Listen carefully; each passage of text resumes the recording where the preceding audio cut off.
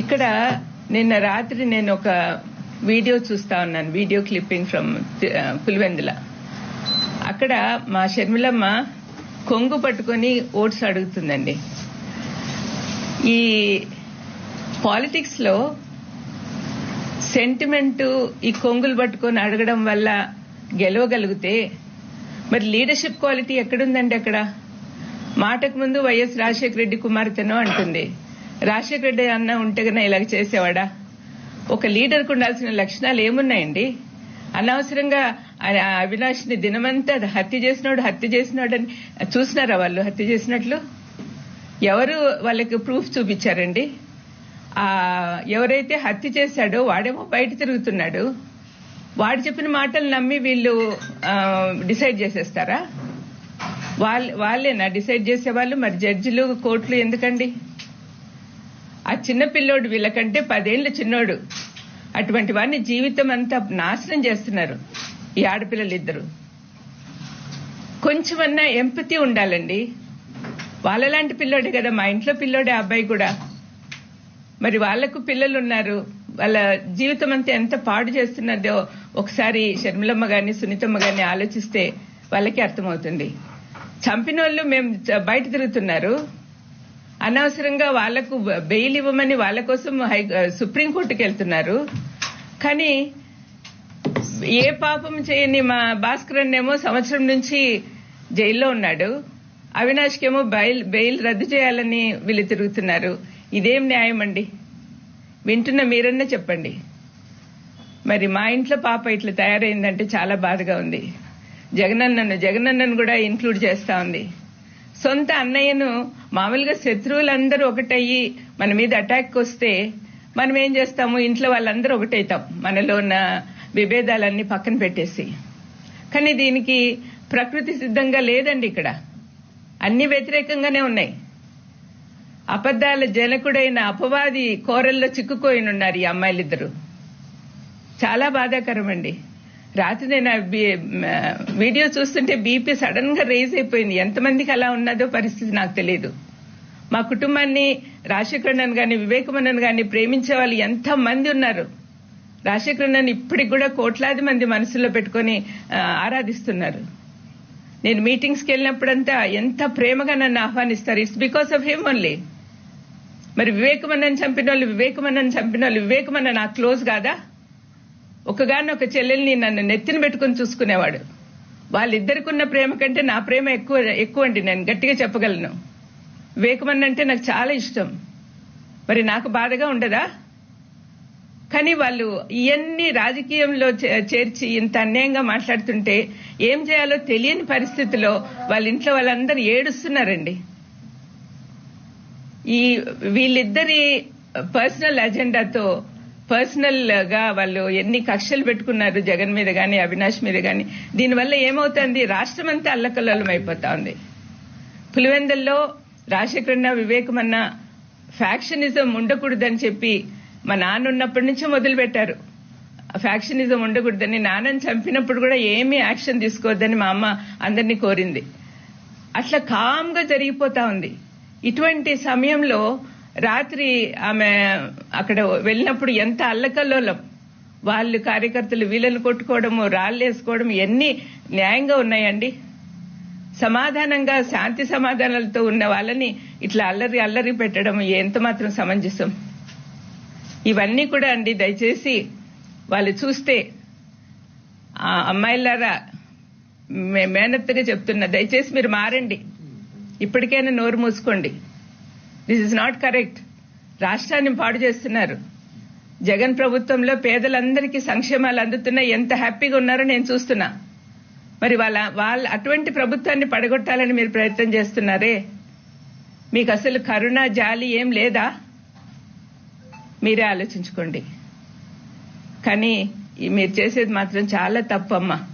షర్మిలమ్మ, సునీతమ్మ, I'm very unhappy about it. And all our relatives, మన బంధువులందరూ కూడా మీరు అనుకుంటున్నారేమో మీకు సపోర్ట్ చేస్తారని.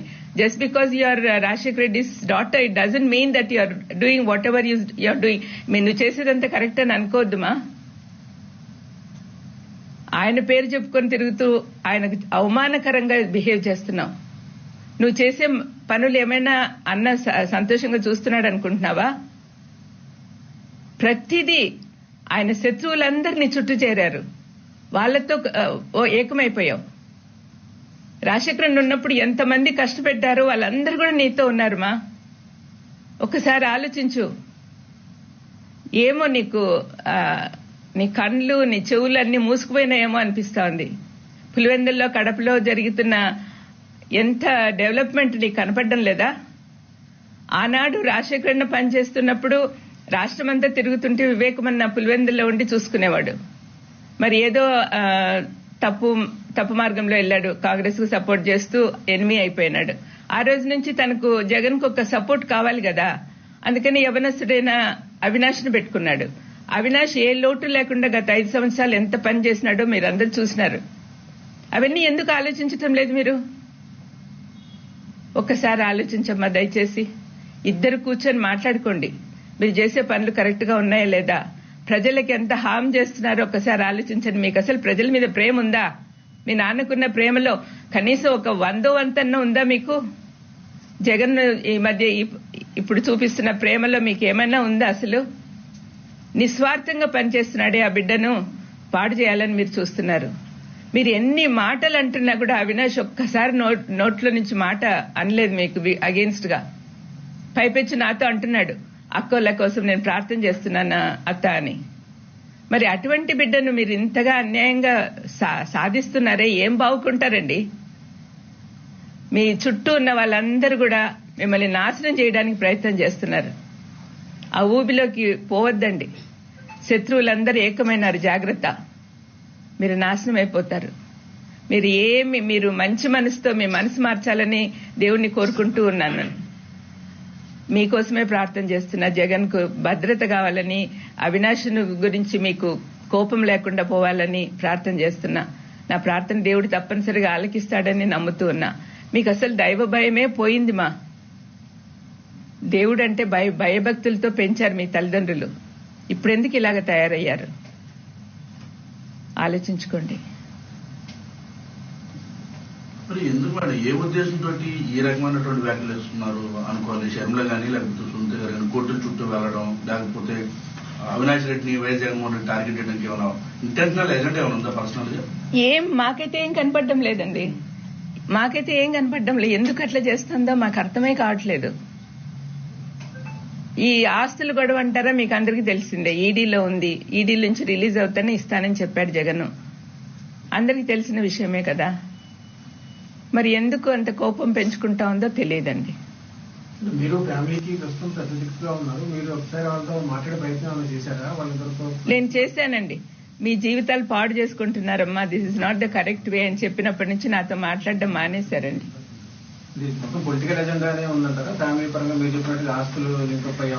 కాదండి, మీలాంటి వాళ్ళు ఎవరైనా బయట అడిగితే, మీలాంటి వాళ్ళని ఎవరైనా అడిగాను అనుకోండి, ఏం చెప్తారు?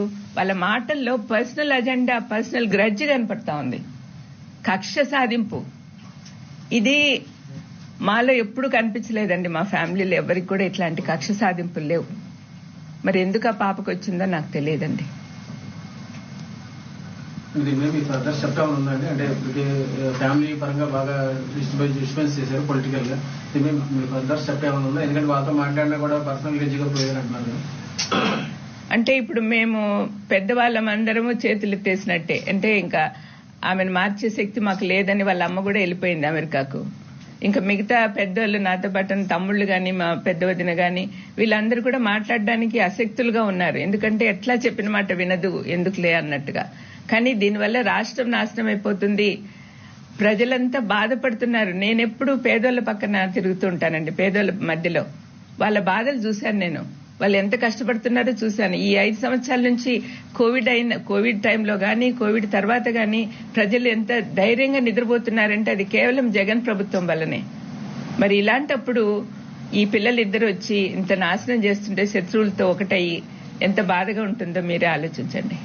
అక్కా చెల్లెల ఎజెండా ఏమనుకుంటున్నారు మేడం?